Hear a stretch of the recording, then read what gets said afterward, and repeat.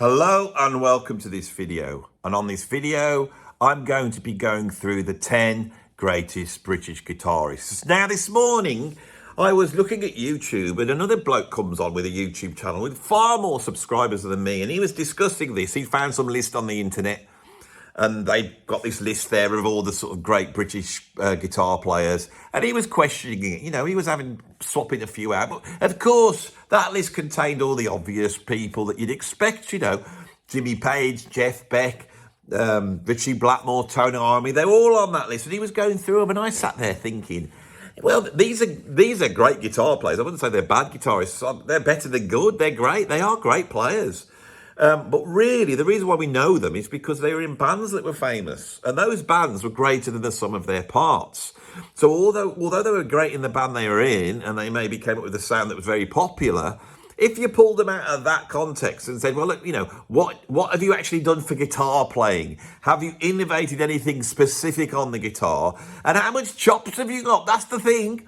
It's the unmentionable thing. How much chops have these guitarists got in reality compared to other British guitarists? So the true title of this video is going to be the 10 greatest British guitarists, brackets, chops considered, close brackets. Oh my God, Andy's going to consider chops. The worst thing you can possibly do is consider chops. Well, I am going to, because when I sit down to listen to a guitar player, I want to know that they can play. I want to know that they've got some sort of control, some mastery of the instrument in a way that is something really uniquely special. And all these players on here have that. This is a list of virtuoso guitar players. So, shall we kick off straight in at number 10? At number 10, and I've got him quite low on the list. I absolutely love this guitarist because I think in terms of actual technical ability, he's not on the same level as the rest of the players on this list. But he has a sound, a liquidity on the guitar, sort of a legato smoothness in his sound that impressed me very much when I first heard him. This is the guitarist Steve Hillage. Now, Steve Hillage first emerged in the music industry in the early 70s in the progressive rock band Karn, who made one debut album, which I believe is called Karn. Can't quite remember, but I'm pretty sure it's just called Karn. Right, so he comes out doing that, he gets spotted, and Gong, the bonkers hippioid, I've just come up with that, hippioid band that was a sort of cross between the Canterbury scene and some weird French prog, decided to pull Steve Hillage in. And Steve Hillage joined that band and really, you know, I think in terms of progressive rock guitars, came up with some of the best guitar playing of any progressive rock band at that time because his playing was so fluid and all over fast. And anyway, he just had a liquid way of playing that was absolutely wonderful. And on those albums, especially Angel's Egg and then the follow-up You, he does some great guitar playing, departing after he'd worked halfway through the album Shamal that contains some of his best guitar playing, albeit only on a couple of tracks. He then went off and did a solo career, recording the album Fish Rising. He recorded that while he was still in Gong, and it sounds like Gong, to be honest. It's got all the guys that are in Gong, and it was actually the compositions that they were going to pull together for the second Karn album. And so that adds to his prog glory. Then we get L, and that's produced by Todd Rundgren, and get Utopia. It's got a slightly different sound, again, incredible guitar playing. He was one of my, you know, real heroes, you know, listening to 70s prog guitarists, way past your Steve Hackett's for me, you know, or your Martin Barrs. Great as those guitarists were, Steve Hillage had something special. Now, that seed of the sort of proto-new age worldview that Gong had also comes through Steve Hillage's music, and he starts to channel that, you know, bringing in influences from sort of European electronica, or, you know, like Tangerine Dream, perhaps Kraftwerk a little bit. And this electronic element he brings in changes the sound of his music. So by the time you get to albums like Green, Motivation Radio, there's a new sound there that was very, very influential on dance music, especially the more trippy, new age, ambient-y dance music that emerged in the late 80s, early 90s. And Steve Hillage was a bit of a hero, with his Radio Dome music becoming a touchstone for a new generation that were listening to dance music and getting off their heads in various fields around the country, and breaking the law while they did it. And good on him. Good old Steve Hillage is an absolute legend in the world of electronic dance music, but should also be a legend in the world of guitar. A wonderful guitar player. That's who we've got at number 10.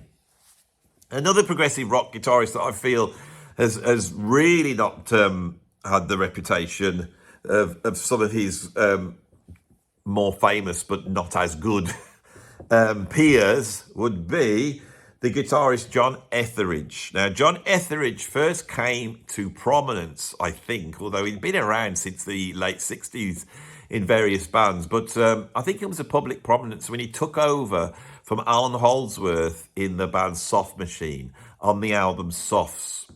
And Soft Machine carried on into the 1980s and then sort of stumbled away. The reconvening of Soft Machine as Soft Machine Legacy in the early 2000s, and now we've got a gigging version of Soft Machine travelling around that John Ethridge sort of has taken on the mantle of, and it's absolutely wonderful. I saw them live last year, and John Ethridge playing just blew me away. He has got everything. He's able to play, pretty much straight jazz guitar. He's got all the chops. He's got the speed and all that stuff. He could be a fusion guitarist if he wanted to be. He's also sort of got a classical technique. He's been around for a long time, John has. A wonderful player, and I really believe that his time has now come, because I think that the new Soft Machine that's out there, which also features Asaf Circus on drums, it's got the great Fred Thelonious Baker on bass, Theo Travis on saxophone. That incarnation of Soft Machine is the best it's ever been. They're doing a lot of gigs. I think they're working on a new album at the moment, and John Ethridge is all over it. And Soft Machine's legacy, to use the name of one of their incarnations, was that Soft Machine brought an approach to British jazz which is absolutely unique, and it widened the vocabulary. It's only recently that I've really started to listen to Soft Machine, because when I was a younger man, the whole focus was on the early albums, Soft Machine 2, Soft Machine 3, third, sorry. And I listened to those albums over and over again, trying to search to work out what was so great. But actually, 4, 5, 6, 7 bundles, that's where it's at. And there's an approach to improvisation which actually takes the vocabulary of prog, especially Canterbury, that Canterbury sound, which is a certain sound in the keyboards, and a certain attitude to sort of avant-garde elements, music concrete, but also the sort of American fusion, but also a very whimsical British idea of improvisation. And within that context, that was the vessel. Sorry, I need to choke myself to death. That was the vessel in which Alan Holsworth was able to really come to prominence, and then John Ethridge as well. So there's something really important here for a band that in the early days wasn't really known as a guitar band. And I think that might be the issue. I think if John Ethridge had been taken over from an established guitar player like Steve Hackett, we would be thinking of him in another way. I hope he's watching this, and I hope we've been able to send out some love to him and the new Soft Machine band, which is one of the great progressive rock stroke fusion bands, gigging around at the moment. Absolutely amazing. Another stalwart of the British jazz fusion scene in the 1970s was John Goodsaw, who I have at number 8. Now, John Goodsaw came to prominence in Brand X. Brand X was a band that was put together in the mid-70s and featured some of the best musicians working in the UK at the time.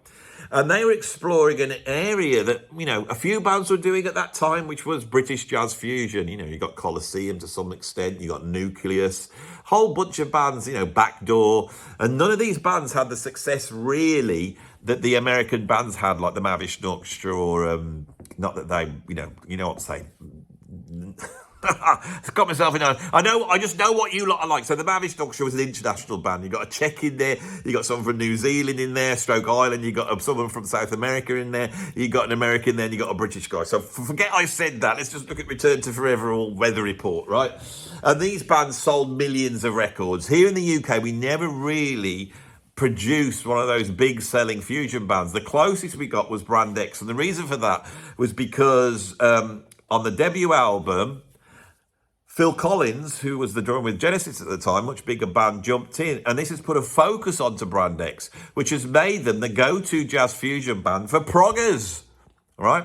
Now, one of the things that's interesting with Brand X is when they first come out in 75 with Unorthodox Behaviour, not only is this an incredible jazz fusion album, and they never go wrong on it, it's full, in-your-face, meaty, proper jazz fusion, that at that time in the States was on the diminishing, because they have to get a lot of label pressure to keep selling records, and disco had come in, so a lot of the fusion guys that had been mixing jazz with basically prog rock now started mixing jazz with disco, and it went right downhill. There's still some good stuff there, but we didn't get all that virtuosity and chops. Brand X never succumbed to that. And if you want to go and buy a good Brand X album, go and buy any Brand X album. They never drop the bat. Now, John Goodsaw was the guitarist throughout all of this. Phil Collins took the limelight. Percy Jones, who was like a bass player equal to Jaco Pastorius, playing fretless bass and sounding like nobody else on the planet, also, pulled a lot of focus there.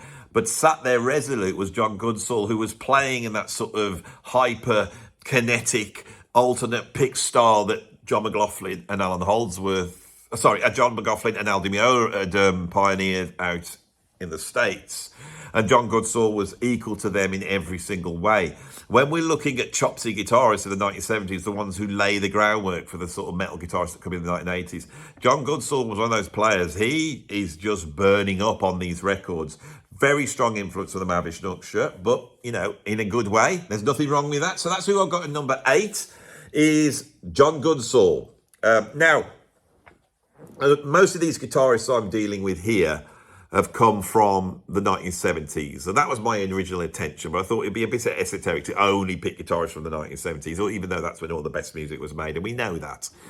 And now we have so many guitarists out there that have got a massive chops, and they can pull the most insane stuff up on their little Instagram, pages where they can do their guitar solo 100 times until they get it perfect and bang it out there. And there's a whole bunch of British guitarists that are sort of in that vein, a ton of chops. I felt I need to represent them. And there is one guy that I think, although he has that level of chops, has never succumbed to the old Instagram internet approach. He has got there by playing on records and playing some really great guitar solos. He really represents a peaking guitar player. And although he's got like chops to die for, this guy also plays from the heart. He understands the blues, and there's a lot of soul in his playing. It is, of course, Guthrie Guthrie, who I've got at number 7. And he's representing a whole wave of guitarists. And he's almost like the daddy of those guitarists.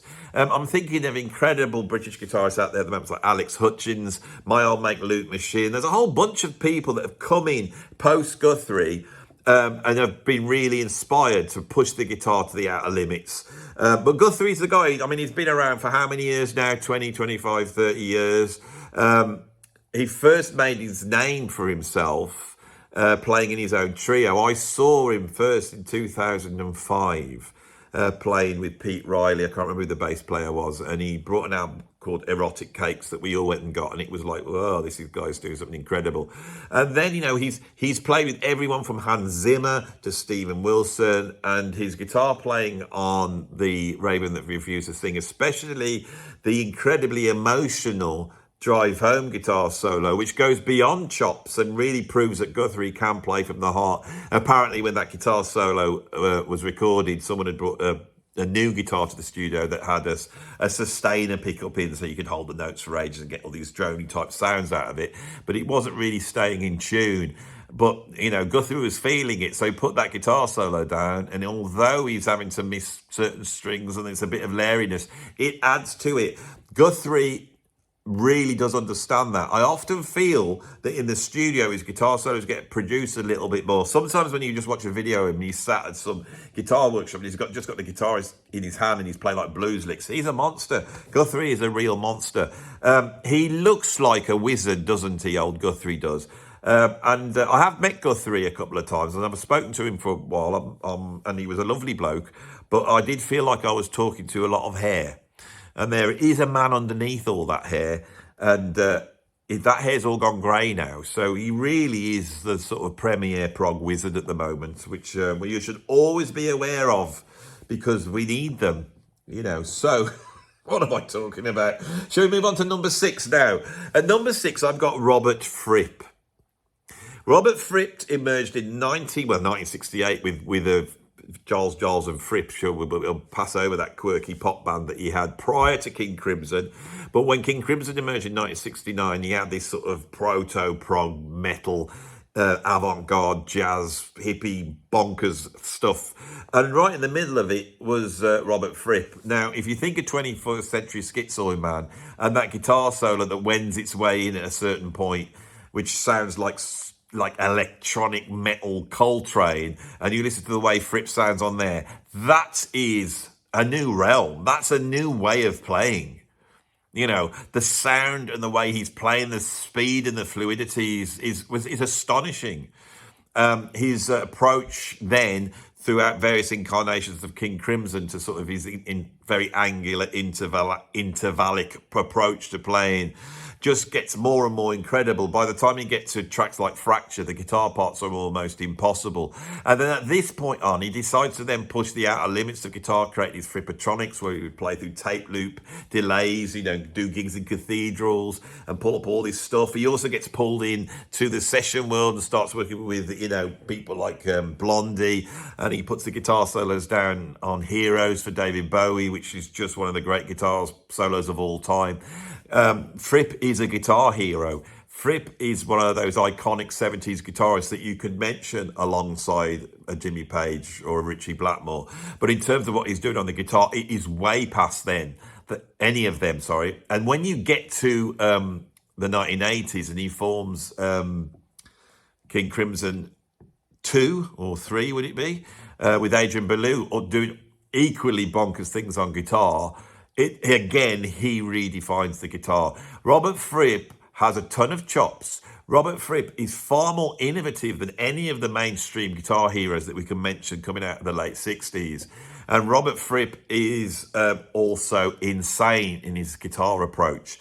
There is a track by Brion Eno off the album Nerve Net. And on there, after sort of 5 or 6 minutes of very beautiful groovy ambient sort of dance music almost, it just toddles along very spacey, beautiful track. Robert Fripp brings this guitar solo in. When I first heard it, I was driving in my car somewhere and I'd bought Nerve Net. Brilliant album. And then I get to Distributed B and it's toddling along, and then when Fripp comes in with this guitar solo, I had to pull the car over because it almost spun me out. I couldn't believe what this guy was doing. The thing with Fripp, if you go to King Crimson, he is always holding back because his job there is to be the leader of King Crimson. When you hear him play guitar on other people's records, you realise what he's doing, and it's astonishing. Fripp is technically astonishing on the guitar. There's no two ways about it. And considering that he was born the same year as, say, Jeff Beck, a year before Ritchie Blackmore, same year as Jimmy Page, he is of that era of guitar playing, and what he's doing on the guitar is way past any of those people. And this is why I wanted to do this list, because when we start poking our fingers at the Eric Claptons and the Ritchie Blackmores, great as they are, we forget about people like Robert Fripp and the guy that I've got above him even at number 5, which is Steve Howe. Now, I know a whole bunch of people that were working in that very productive and exciting London scene in the mid-60s where rock music was being formed, and the likes of Hendrix and the likes of Jeff Beck were out there doing gigs down in London, and everyone was checking it out, and they didn't realise they were in the middle of this incredible scene that was going to change music forever. One of the guitarists that was working at that time that really became legendary was Steve Howe in the band Tomorrow.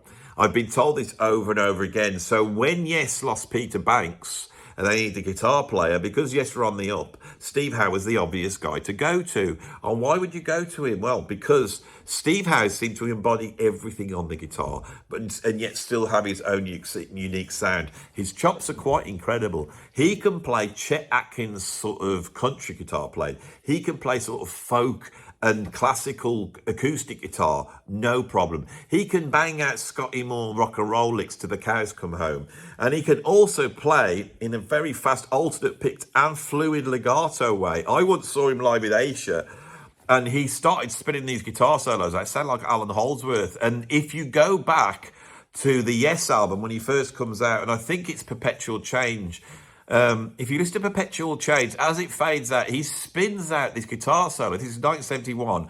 Nobody's playing the guitar like that. He can play pedal steel guitar, he plays slide guitar, his control of the studio and effects is absolutely incredible. Steve Howe, I believe, are the sort of classic rock guitarists of the main bands of the 1970s, is technically the greatest guitarist of the lot. He's quite astonishing in that regard. The only thing against Steve Howe is as time has gone on, he has then taken on the mantle of Yes, and now he seems to own the keys to Yes, but not the car. John Anderson's the car. Steve Howe still got the keys. So, I wish they would sort this out. But these guys are approaching 80. Well, I think, when was he born? 1947. So, yeah, in 2 years, he'll be 80. John Anderson's 81 years old. So maybe there's not much more they can do at this point in time. But I do feel like the legacy has been spoilt a bit. But this is another video that I'm just venting here. So anyway, that's who I've got at number 5. Is Steve Howe, a virtuoso guitarist. At number 4, I have the guy that should have really been a household name, and that is Ollie Halsel.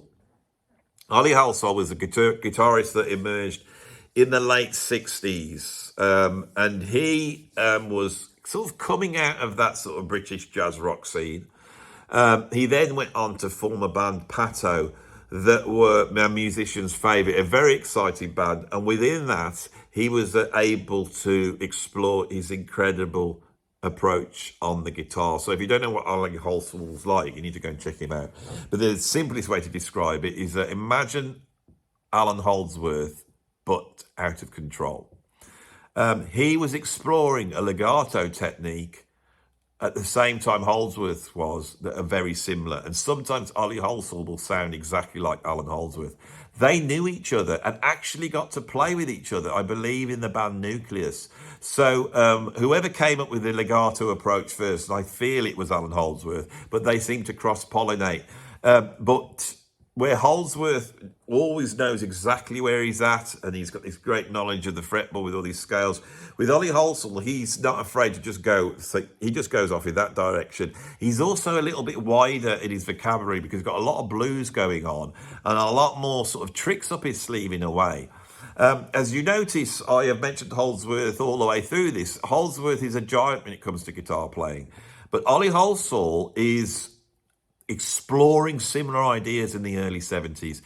He ends up playing with Kevin Ayers for a while. He's on the scene, but he really does succumb to drugs, and he's one of those, incredible guitar players that's just kept out of the scene. And he died of an overdose out in Spain at a relatively young age. So he's been unable to sort of keep his legacy going. There are people out on the net with all sorts of websites. You go on Facebook and find whole groups, trying to really, keep this incredible player's, legacy alive. And I'm trying to do it here. I put it at number 4 here. The 3 above him are absolute giants of British guitar and world guitar. I put Ollie Halsel at number 4. He should be on this list. And if you've never heard him and you're a guitar player, you're in for a treat. Go out and have a listen to this guy. But, be aware that, don't go comparing him to anybody else. Listen to him on his own terms, because you have to do this. Without that, you will be like going into an area that you'll be like, well, what's going on here? Pato, wrote some pretty strange music. I do believe that he also played the vibraphone as well. Ollie Halsel did, and used to play like vibraphone solos. A really unique musician. He seemed to have a quirky sense of humour. He seemed to have a great energetic personality, and it's a shame that these people don't last long. It's such a shame. So that's who we've got at number 4. At number 3, I do have a guitar legend that is actually worthy of the name legend and has the sort of chops that we're talking about here. At number 3, I do have Jeff Beck, the great Jeff Beck, born 1944. He was in at the beginning.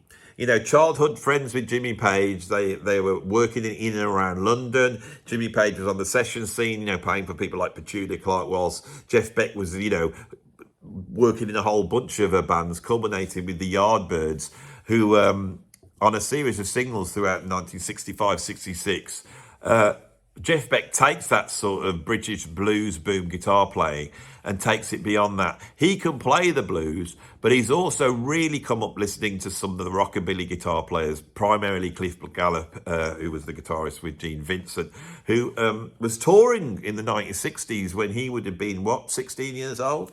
And so he had that sort of playing. He was equally at home playing with a plectrum or his fingers. And towards the end of his career, Jeff Beck actually got rid of the plectrum altogether. He was always pushing the guitar. He was always pushing the outer limits of the guitar. And if you go back to some of those early guitar solos where he's using feedback and he's using distortion and effects, he is not just honouring the blues. Like a great guitarist like Eric Clapton is, and he is a great guitar player. And Clapton's work on the Beano album and then in Cream, that is really rock guitar playing. He's the first. And I wanted to put Clapton on this list, but I thought it was too obvious. And I'm Clapton, in terms of blues chops, really does have a whole ton of chops. He's one of the great blues guitarists of all time. And even people like B.B. King said this.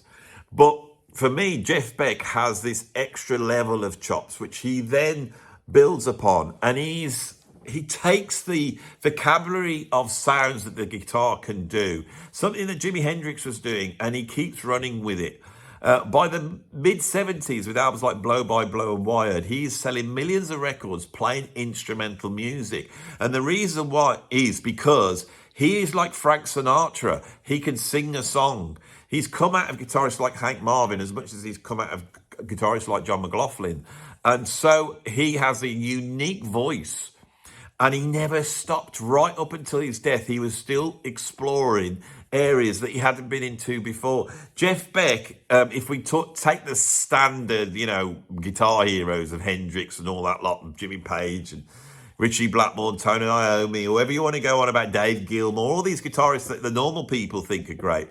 Right, Jeff Beck is the greatest of those guitarists. Right, at number 2, I have John McLaughlin. Now, you probably thought I was going to put him at number 1, but this guy's astonishing. Born in 1942, he arrives in London in 1960, gets a job behind a desk in a music shop, repairing people's guitars and keeping his ear out for gigs. And before you know it, because this guy could play everything, the blues, he could play flamenco, he could play jazz, and he got a level of chops.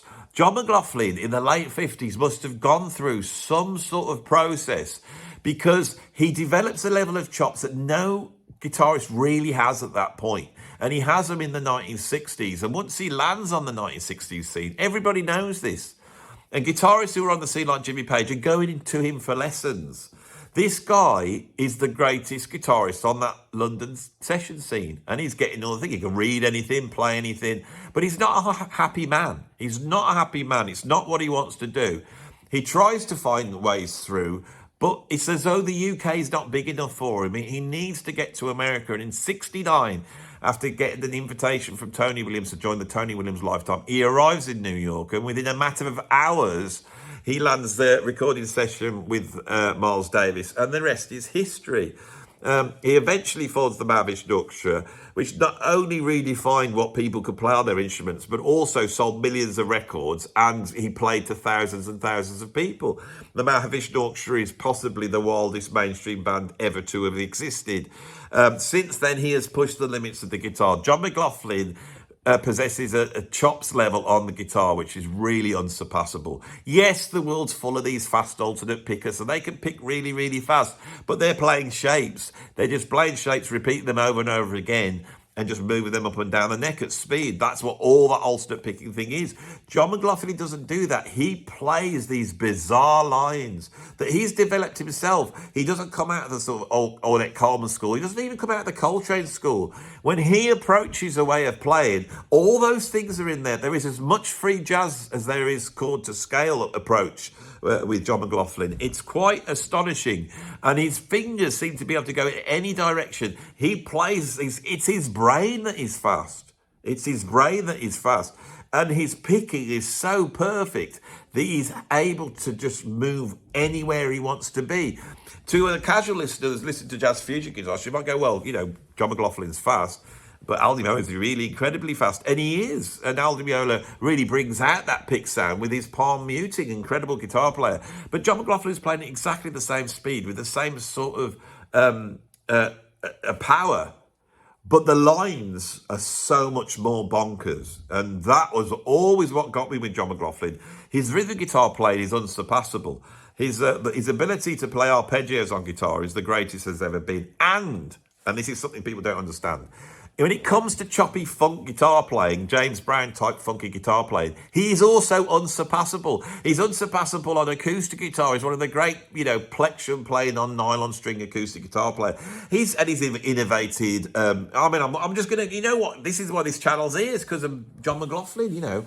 How many times have I got to, say how great he is? This is probably about the 100th time I've done it. And does he come on the channel? No, he doesn't, does he? Mr. McLaughlin, when are you going to come on this channel? I'm doing it again. You need to come on this channel. Your destiny is to be on this channel. I'm willing it now. I am willing it. Please, get me in touch with John McLaughlin, please. The powers that be, the organisers of our destiny, the people who fill this world with love, it's not even people, you know who I'm talking to. John knows who I'm talking to. Bring us together. Let's share this thing. This, because the thing is that when John comes on this channel, the circle is fulfilled. God knows what happens then. Nothing can live up to that for me. It can only be an anticlimax, can't it, if John comes on this channel? I talk about it all the time. Billy's been on, Billy Collins been on, John Ponty's been on, John Michael Walden's been on. I've had half the second of the, I'm just waffling now because I've got to the last one, haven't I? I've got here quite quick. That was 30 minutes. So I'm going to finish off. He knows at number one. Above John McLaughlin at number one, I have the greatest British guitarist of all time. He also happens to be the greatest guitarist of all time, doesn't he? It's Alan Holsworth. Another guitarist I have waxed lyrical about. All right, so what can I say about Alan Holsworth? For those of you who don't know who he is, he emerged in the late 60s, early 70s on the British jazz fusion scene. He played with Nucleus, he played with Soft Machine. He played with all those various bands at some point. Then he just like John McLaughlin, another guitarist born in Yorkshire. He then gets pulled over by Tony Williams to go to America, joins Tony Williams' group, sort of establishes himself on the American scene. His profile comes up. He then comes back to the UK, plays with Gong, and then he joins the supergroup UK, where he should have become a household name, but he couldn't play the game, Alan. Couldn't play the game. He'd got his vision of what he wanted to do musically, and he wouldn't compromise. And so he then basically moves, after his spell in Bruford's band, he moves towards a solo career. So with his solo albums, you not only get Holsworth's incredible approach to the guitar, but you also get Holsworth's compositions, which are they're just incredible. A lot of people have difficulty not with his guitar playing, but with his compositions, because they are complex. And when I mean complex, I don't mean like loads of notes like Frank Zappa. I just mean the concepts behind them, the harmony, the way rhythm works in the group, and the way he expects the rhythm section to interact with his guitar playing. For me, Holsworth redefines the way solo is solo. Holsworth, for me, really more than any other player. Maybe Michael Brecker and Keith Jarrett also played a part in this. But when you hear modern chopsy jazz players, so much of it came from Holsworth. Now, what can I say about him before I finish this video? Well, the thing that's held against Holsworth would be this. I listened to Holsworth once. Yeah, I don't know. I couldn't get into it. I mean, it just sounded like a load of scales and notes. I mean, he's got incredible technique, but I don't know. There's no tune in there, and I just couldn't really get it. It just seemed like he was playing technical stuff for guitarists to listen to. It didn't sound like good music to me. It just sounded really, I don't know. I just think it seems like he's just playing chops, and there's no emotion there. I mean, I'd rather have someone like Dave Gilmour. He could say something in just one note, or maybe a bent note, and maybe a note that goes, one of those. My audience love when I do that. I can't do it too much, but I did then. You got one of those. There'll be a couple of these in the next few videos if you want to keep an eye out for that. I won't do it again. That was it. That's all you get. You have to rewind it back and watch.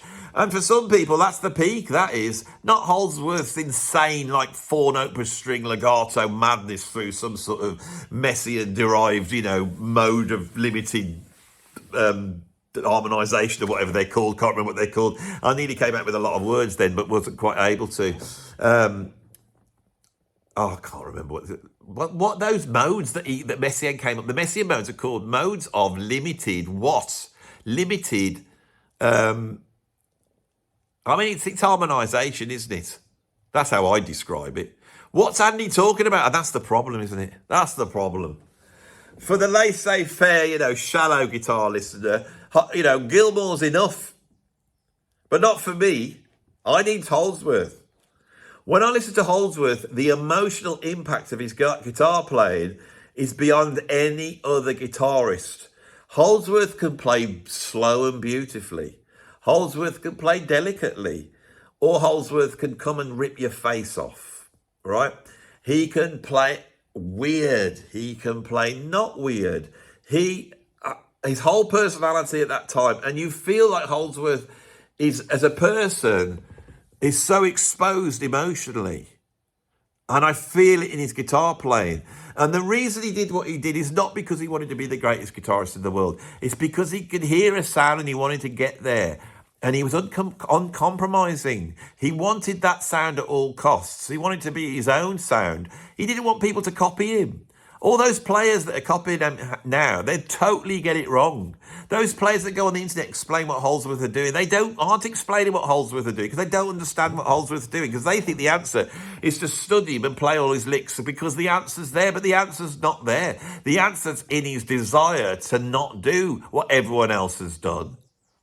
Right? The astonishing achievement of Alan Holsworth is to create not only his own sound, but a sound that is so incredible emotionally that everybody wants to get a hold of it. Everybody wants a part of it.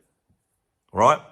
Is his stuff hard to listen to? Yes, you need to unlock it. You need a good ear because there's so much shifting harmonic material going on with him. And it's a little bit like Beethoven.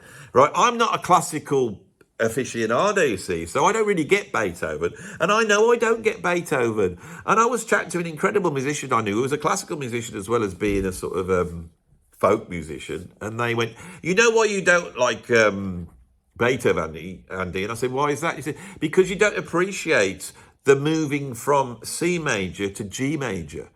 And in the context of what Beethoven's doing within the symphony form and the way he does that, that was groundbreaking. His innovations are structural more than they are harmonic. That's what I was told, and I thought, what's this guy talking about? He's saying things, but I don't really understand it, because I don't understand it. My ears haven't been trained towards that. My ears have been trained towards jazz and jazz improvisation. And within the context of jazz improvisation, I'm very sensitive to musicians who are able to not only sound like themselves, but do something incredible and sound like themselves. This is what Charlie Parker did. This is what Thelonious Monk did. This is what Bill Evans did. And Holsworth did. He's one of the last musicians in the jazz realm to really do that. And so out was it that the jazz world flung him out. Didn't want to know. So he never got that support. He never got the support from the jazz world because he was British, right? And he was middle-aged and he was white. And that's the truth of it. And so this guy scratched a living out, not compromising his music, playing music like nobody had ever heard without some sort of grants or some sort of college support or anything like that. And the poor guy, eventually he was probably by the early 2000s, was a broken man. And he did get to 70, but by that point he was drinking quite heavily and not living a very healthy lifestyle. He becomes a little bit of a tragic character towards the end, Alan Holsworth does. Not able to record anymore because his approach to music was ruined by digital recording technology, because his ability to keep playing and keep, refining was not good for him. And he said this outright. It's sometimes a genius like that needs the limitations of linear analog recording. Anyway, I have tried to get deep into all of this. It's a proper list, wasn't it? There might be a few funny bits, but on the whole, we did the real job here. The 10 greatest British guitarists of all time, if you consider chops, which you should do. Right, done. Thanks for watching the video. I'll see you on the next one.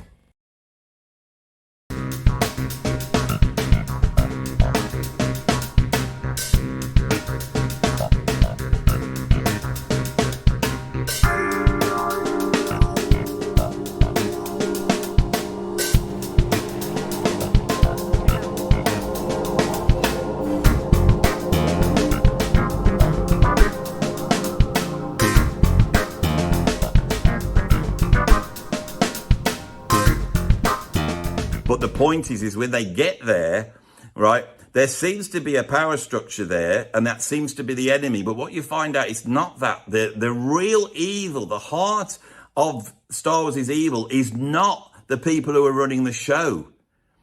It's the Dark Lord himself, Satan, Darth Vader. And we see Darth Vader at the start. We see Darth Vader and Princess Leia. We see purity, virginity, and we see Darth Vader all in one.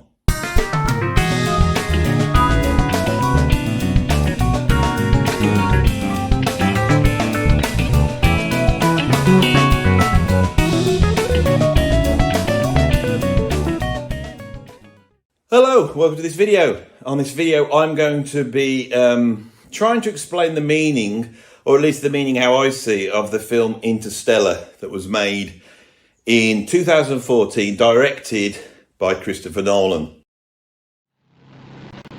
Come in, Lancaster. Are you bailing out? Yes, Jude, I'm bailing out, but there's a catch. I've got no parachute.